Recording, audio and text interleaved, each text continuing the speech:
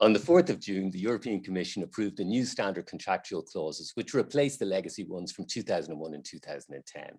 There's some really positive things about these. They fixed the relationships that we were missing around processor to processor transfers or processor in the EEA and controller outside of the EEA.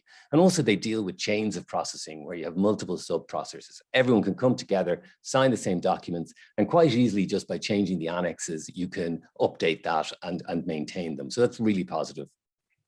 They also reflect, these new SCCs, the consequences of the Schrems II decision and the ECJ's decision to throw out Privacy Shield. And so there are obligations now to do data transfer impact assessments for all transfers, which is a fair amount of work.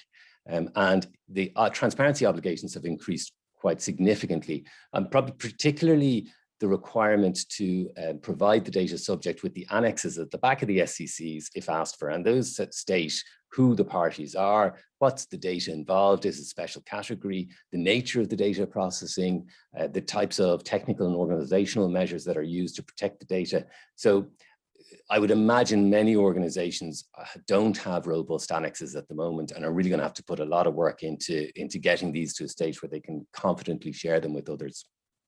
From a timing perspective, there's 3 key dates. From the 27th of June, the new SCCs can be used. And then for a period of 3 months until the 27th of September, you can choose to enter a contract with the new or the old. And then following after the 27th of September, you can only use the new ones with the data transfer impact assessments, the annexes, etc.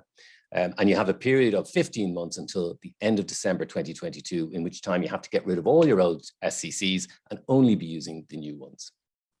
So there's a lot of work to be done there. And just as an aside, the Article 28 SCCs have also been produced are approved for transfers within Europe. And these are going to, no, well, not mandatory, they're going to become the common standard you would expect.